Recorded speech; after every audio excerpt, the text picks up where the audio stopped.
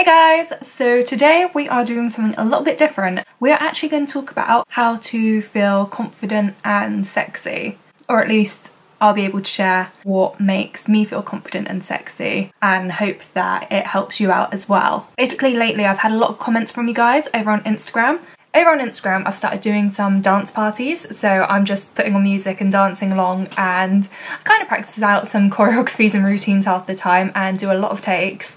But a lot of you guys have kind of messaged me and said, oh, I wish I had your body confidence, or you look so happy and you look so confident and sexy, and etc. I don't know, I haven't always been this way. It's something that I've really grown within myself. It's something that you get with age as well. But yeah, I thought it'd just be quite nice to do a video where I kind of talk you guys through things that helped me on my journey to feeling a lot more body confident. I have made notes on things which make me feel sexy and confident and things which I think are transferable. First of all, I am going to talk about dancing, because joining a dance club and learning how to dance, learning how to move my body actually made a really big difference. I think a lot of us, when we don't feel confident, when we don't feel sexy, it's often because we feel very disconnected to our bodies. I know I'm talking about my personal experience at a dance class, but I started in a beginner's class with a group of women. We all grew together. It wasn't just me that kind of blossomed. I saw it in every woman in my dance class, whatever their age, size, previous experience. It was just a really beautiful community to be in, and it was just beautiful to see everyone kind of butterfly out of there. So my tip would be to join a dance class. For me, I joined belly dance. It is a form of dance I've always really found intriguing and alluring, and something I've always wanted to do, and whilst I was living in London it was quite accessible, so I joined a belly dance class. When was that? Gosh, I've been doing it for like 3.5 years now. So it can seem pretty daunting, but we all start somewhere. It just really got me in tune with my body. It got me to be able to move my body in ways that I didn't know it could.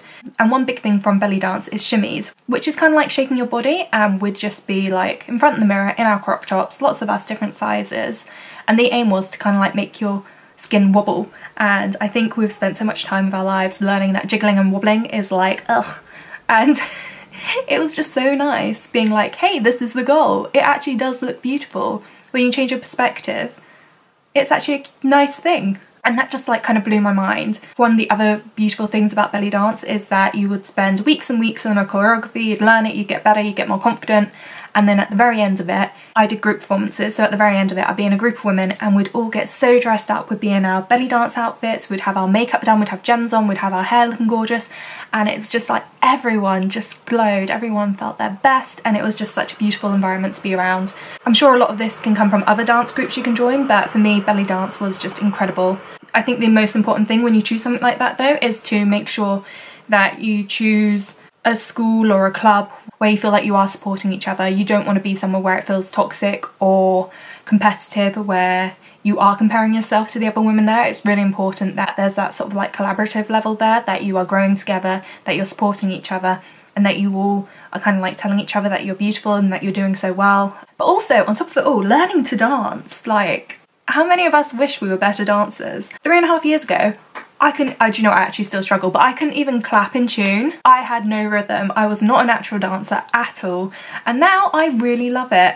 And it's so much fun living life, knowing how to dance a little bit. I couldn't recommend it enough. For me, belly dancing was the answer, but for other people you might feel more beautiful and graceful doing something like ballet, or really sexy doing salsa or hip hop or whatever. I think one misconception a lot of people have about belly dancers is that they're performing for men, and that was one of the best things I got from learning to dance, is that you are doing it for yourself. You're learning to be in tune with your body and just express yourself through dance. And yeah, you obviously are dancing to perform, but you're still dancing for you. And my dance teacher once told me, because we were preparing for a showcase and we were practicing, and she was telling us that our faces look like crap. We were just resting bitch facing our way through all the moves, and she was like, girls, look sexy, and I was just Claudia, how the fuck do I look sexy? Really, what is the secret here? Because I'm trying and my face is clearly not what you want. And she kind of stood there and thought about it, and she kind of just explained that it's about dancing like you do in your bedroom when you think no one's watching, when you are just dancing for you, when you can close your eyes and the audience isn't there and you're just smiling because you're enjoying it. And that's kind of the logic for everything.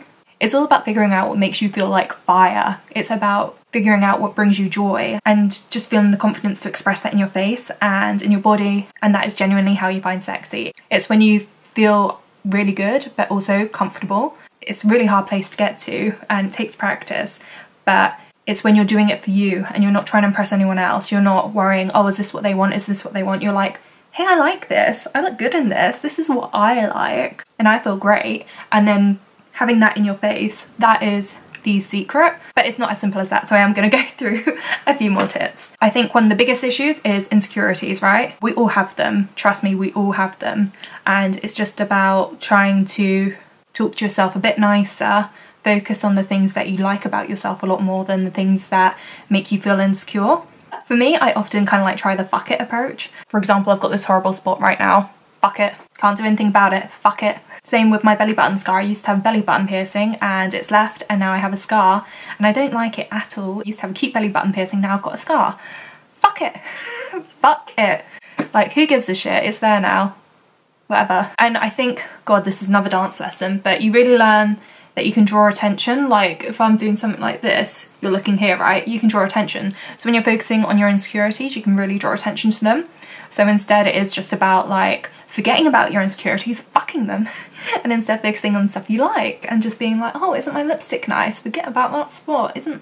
Aren't my eyes lovely? You know, it's not necessarily about using your hands, it's just in your mindset to make sure that you are thinking about the things that you like, and you'll naturally draw more attention to that, if that makes sense. It really helps to remember as well that insecurities is nothing to do with your body, it's nothing to do with your looks, it is all in your head. You know how beauty's in the eye of the beholder, so there is always going to be someone we think is like the most beautiful, stunning person ever, whether it's someone we know or a celebrity, but they will have their own insecurities because it's all in their head. You'll find people who are super confident of all different ages and races and body shapes because it is all in here. And that mindset is not connected to your body. That is it is all in your head, like 100%.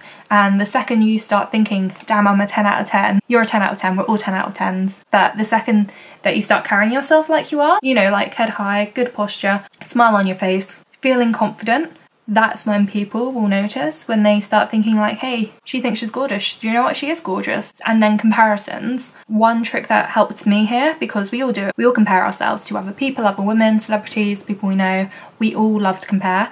It's really easy to put yourself down, just be like, oh, I wish that I had Sarah's boobs, or oh my gosh, Emma has the clearest skin. It's so easy to think these things and just feel a little bit shit about yourself. But I always find that it's really important to kind of just like think about what you have that they don't, and not in a way that's putting them down, just in a way that accepts that you're different. Only keep it in your head. You don't want to like make anyone else insecure, but just say, oh, she's got this which is better than me, but I've got this which I prefer. I don't know, that's how I deal with comparisons. If I ever get jealous of something someone else has or is, I try and think of something that I like about myself that they may not have. But when it comes to insecurities, I do still think there is an element of looking good, which does help. And looking good is very different to a lot of different people. It's kind of figuring out what makes you feel really good and confident.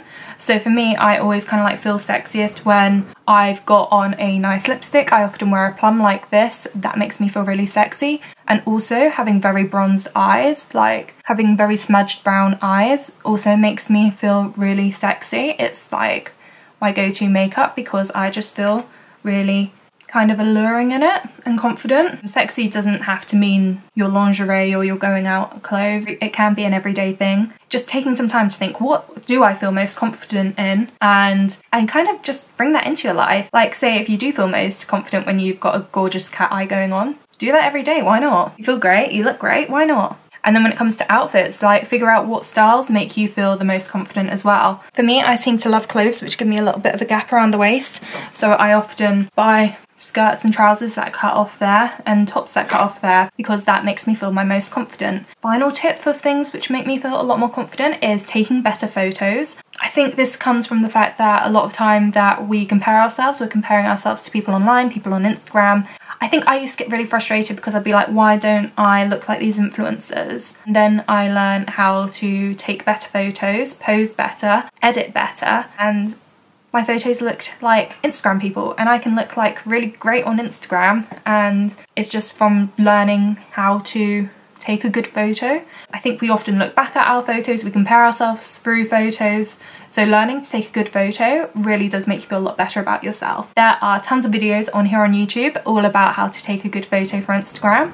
So I would recommend going to watch those, but I will give you a few of my top tips on where you might be going wrong. If you're not taking good photos, first mistake is probably not having good lighting.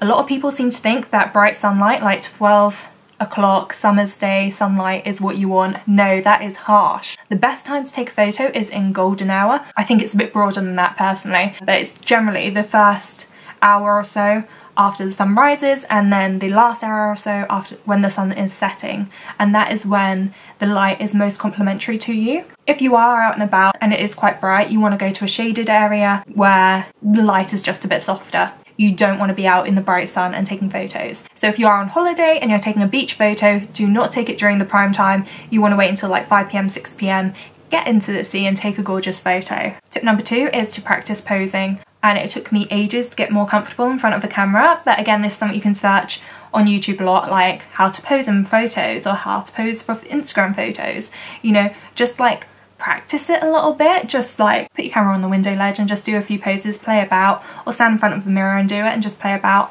But eventually you'll get a bit more comfortable posing, and then when you pose better, you get better photos. But yeah, I used to just feel so awkward in front of a camera, and it would really show, and then I'd look back on it and I'd be like, oh my god, why do I look so awkward? When in reality I just look awkward when I take a photo. But a lot of our perceptions of ourselves do come from the photos and videos we see of ourselves. So getting comfortable in front of these things does make you feel more attractive, because you look comfortable and happy when you look at yourself, if this makes sense. And then finally, edits. I don't want you guys thinking I'm talking about like face tuning. That is 100% not it, and please do not get into that. That is dangerous. Also, don't use too many filters on Instagram, Snapchat. I'm talking about like the story filters where you can give yourself big lips or fake makeup or whatever. They can really distort how you view yourself, so try and limit how much you use those. When I talk about photo editing, I'm talking about like playing about the lighting and the saturation, and again, you can find videos on this where people talk you through how they edit stuff. I'm not saying I never use like skin tools. Like for example, if I were to take a selfie today, there is a good chance I'll probably try and remove this spot here, and I recommend Snapseed as well if you're doing any like photo editing. I'm going to leave a link down below because I have done a video, I think, on my Instagram about how I photo edit, a very basic one. It's about when you take a photo, if you want yourself to be the focus, I would kind of like brighten me and my like skin tone a little bit so that I stand out from the background, even though I do look a little less tanned when I do that. Sometimes I'll whiten my teeth just because lighting can sometimes really make your teeth look a bit weird. Like sometimes if the light's coming at you a bit weirdly, your teeth can just look really yellow. So sometimes I will brighten my teeth as well, but I try not to make a habit of that either. And then I'll take mine into another app. I take it into Visco. I'll add a filter onto it, and this kind of just gives it that kind of Instagram look. It's like dips the colours a little bit, but again, it's fun to play, but don't get obsessive over how you look on it and about modifying your appearance, because you're beautiful exactly how you are. And the best way to kind of glow a bit more is just becoming really comfortable in who you are and how you look. I hope this all really helped. I think one tip that I forgot to say, and this is something that I kind of started doing for a little while when I was a teenager and I was really struggling. Not really struggling, I never really struggled with self-esteem. I think I struggled an amount for a teenage girl, but when I wasn't feeling that great about myself, I think I went through like a month of doing this, but I would like look in the mirror and on the first day just name one thing you like about yourself and just be like, you have good hair. And then the next day you come up with another thing, you have a lovely smile. You kind of keep going. You could say the same thing a few different days, but it's just about kind of giving yourself that compliment and learning to say lovely things about yourself, because sometimes we do have to train ourselves to treat ourselves right. I think that's it for my tips, and I hope this video really wasn't too cheesy. Hopefully it has actually given some really actionable points. I do just recommend getting into an exercise which makes you really appreciate your body. Oh, actually I think that was the final one. Also, when it comes to complimenting yourself, it doesn't even have to be like you've got a nice smile or your hair's great. It can also be something like, hey, your legs carried you through a run today. That's really great. I think sometimes it can just be really nice to be grateful. Like, for example, if you're a guitar player, you can be like, I'm really grateful for my hands today because they helped me play the guitar. This came from a few things for me. I had a yoga teacher who would often end the lesson with us talking through our body parts with Sanasana. It's been so long since I've done yoga, but we'd lie down at the end of the class like you do in most yoga classes, and she'd like talk you through your body parts and just tell you to be thankful to them and just thank your feet for carrying you through the day, thank your legs for being strong, and just like work your way up. And it really does help talking about your body in that way, just saying, hey, you have a purpose. You're not here to look good, you're actually here to carry me through life, you're my vessel, and I'm really grateful for you. I think partially it also comes from the fact that my mum has MS, and I know MS is a huge spectrum, but for my mum it means that she can't really walk as well as she used to be able to, so she'd have relapses when I was growing up. Sometimes she'd be able to walk fine, other times she'd be in a wheelchair. I think from that I've learned to always be really grateful for my legs, for being able to help me run, to dance, to walk. I particularly feel that way towards my legs, but there's also all your other body parts that you can feel really grateful for. It just helps you reframe how you view your body. It makes you really grateful for its purpose, not for its aesthetic. I hope this has been a really helpful video. I hope it hasn't been too cheesy, but my biggest tips are kind of just to find an exercise that really connects you with your body and makes you feel strong, confident, sexy. 2 would be to find out what things make you feel confident and beautiful when it comes to stuff like hair, makeup, clothes, and try and kind of like wear the things that make you feel gorgeous and confident more often. And please stop the negative comparisons. We are all very different people, but we are all beautiful. So yes, when you're thinking that your friend's beautiful, she is, but so are you. And the 4th one, take better photos, because that is often the perception you have of yourself. So that might be an optional one. Maybe that was just me. But I used to get so frustrated when I couldn't get a shot to come out like an influencer could, and then I watched a few videos and hey, there are tricks to the trade. Thank you guys so much for watching. Let me know if there's anything you'd like me to delve deeper into here. But until next time, bye.